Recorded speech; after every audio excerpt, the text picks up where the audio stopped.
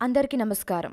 ఓం ఈ మాట విన్నా, మన నోట పలికినా మనస్సులో ఒక రకమైన భక్తి, ధైర్యం, ఆధ్యాత్మికత, మానసిక ప్రశాంతత కలుగుతాయి. ఓం ప్రతి మంత్రం ముందు వస్తుంది. ప్రతి పనిలో, ప్రతి పూజకు ఈ ఓంకారనాదం పలుకుతాం. ఓం అనేది సర్వేశ్వరుడి జ్యోతిలింగం పలికిన నాదం. ఆ దేవదేవుడి శరీరం నుండి ఒక జ్యోతి పుట్టింది. అందులో ఒక శృతిబద్ధంగా ఒక నాదం పుట్టింది. అదే ఓంకారం. ఈ ఓంకారం పలికిన వాళ్లకు అష్టైశ్వర్యాలతో పాటు ఆయురారోగ్యాలు కూడా ఉంటాయని ప్రతీతి. ఐశ్వర్యం కంటే ఆరోగ్యమే ముఖ్యమని పూర్వకాలంలో భావించేవారు. అందుకే ఓంకారనాదంతో బతికేవాళ్ళు. ఎలాంటి నీళ్లు, ఆహారం లేకుండా మునులు, దేవుళ్ళు కేవలం ఓం నాదం పలుకుతూ రోజుల తరబడి, ఏళ్ల తరబడి తపస్సు చేసుకునేవాళ్ళు. నాభి నుండి మొదలయ్యే ఆ నాదం మెదడులోని నరాలను కూడా కదిలిస్తుంది. ఇక ఓం నమ శివాయ అంటే మానసిక ప్రశాంతను చేకూరుస్తుంది. మనసులో ఎలాంటి అలజడి, మానసిక ఇబ్బందులున్నా కూడా ఓంకారం తొలగిస్తుంది. ఇది ఒక అత్యంత పవిత్రమైన పదం, ఒక పరమ పవిత్రమైన హిందూ మన ప్రతీక. ఇంతటి గొప్ప ఓంకారం హిందువులు పుణ్యక్షేత్రంగా, మ్యాజికల్గా భావించే హిమాలయాల్లో కనిపిస్తే అది మన అందరి అదృష్టమే. నిజమైన ప్రకృతి సిద్ధంగా పుణ్యక్షేత్రంలో ఈ పవిత్ర ఓంకారాన్ని చూడొచ్చు. అది ఎక్కడో కాదు, హిమాలయాల్లో.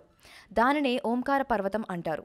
ఈ ఓం పర్వతం ఇండియా, నేపాల్ సరిహద్దుల్లో ఉంది. ఈ ప్రాంతం కొంత నేపాల్, కొంత మన ఉత్తరాఖండ్ రాష్ట్ర సరిహద్దుల్లో ఉంటుంది. దూరం నుండి చూస్తూ మంచుతో ఓంకారం స్పష్టంగా కనిపిస్తుంది. దాని వెనుక నల్లటి కొండ ఉండడంతో ఈ ఓం పర్వతం ఇంకా స్పష్టంగా కనిపిస్తుంది.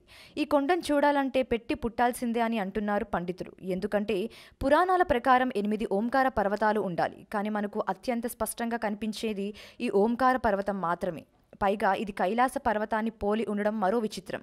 దీనికి ఆది కైలాస్ అని, చోటా కైలాస్ అని, బాబా కైలాస్ అని, జోంగ్లింగ్ కాంగ్ అని కూడా పేర్లున్నాయి.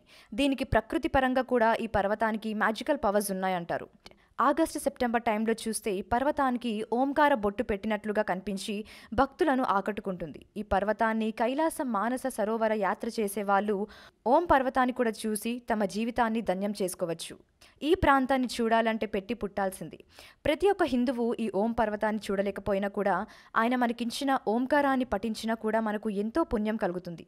ఎందుకంటే స్పిరిచువాలిటీ మొదలయ్యేదే ఓంకారంతో. అది యోగా అయినా, పూజ అయినా సరే. ఈ నాదం లేకుండా ఏది జరగదు. ఈ వీడియో కనుక మీకు నచ్చినట్లయితే లైక్ చేయండి, షేర్ చేయండి, సబ్స్క్రైబ్ చేయండి. మరిన్ని ఇంట్రెస్టింగ్ అప్డేట్స్ కోసం మా శ్రీ భక్తి ఛానల్ని ఫాలో అవ్వండి.